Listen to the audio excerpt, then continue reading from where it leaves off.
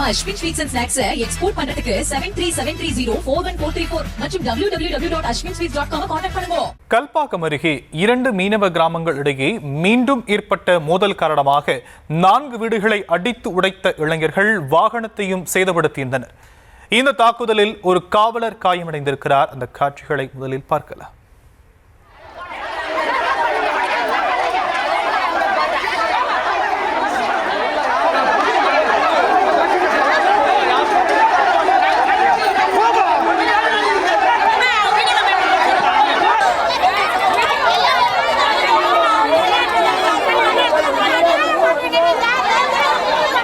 இது பற்றிய மேலும் விவரங்களை நம்முடைய செய்தியாளர் பிரகாஷிடம் கேட்கலாம். பிரகாஷ், என்ன நடந்தது?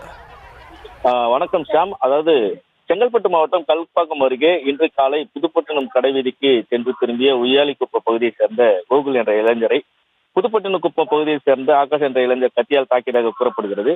இந்நிலையில் ஆத்திரமடைந்த உய்யாலிக்குப்பம் மீனவர்கள் புதுப்பட்டினம் பகுதி மீனவரிடையே மீண்டும் கல்வீச்சு அடிதடி ஏற்பட்டதால் புதுப்பட்டினம் மீனவர்கள் பகுதியைச் சேர்ந்த நபர்கள் உய்யாலிக்குப்பம் பகுதியில் உள்ள வீடுகளை அடித்து நொறுக்கியுள்ளனர். இதனால் அப்பகுதியில் பெரும் பரபரப்பு ஏற்பட்டு வருகிறது. இந்த தாக்குதலில் 4 வீடுகளில் உள்ள அனைத்து பொருட்களும் மற்றும் 10க்கும் மேற்பட்ட வாகனங்கள் அடித்து நொறுக்கப்பட்டதில் 25 லட்சம் ரூபாய்க்கு மேலான பொருட்கள் சேதமடைந்ததாக கூறப்படுகிறது.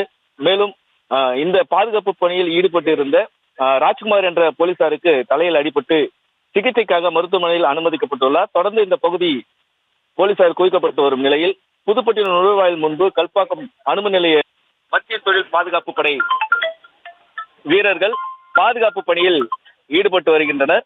மேலும் சம்பவ இடத்திற்கு வந்த செங்கல்பட்டு மாவட்ட காவல் கண்காணிப்பாளர் சிபின் தலைமையில் போலீசார் குவிக்கப்பட்டு தர்ணாவில் ஈடுபட்டு வரும் புதுப்பட்டினம் குப்பம் மீனவர்களிடத்திலே பேச்சுவார்த்தை நடத்தி வருகின்றனர். ஷியாம், விரிவான விவரங்களுக்கு நன்றி பிரகாஷ்.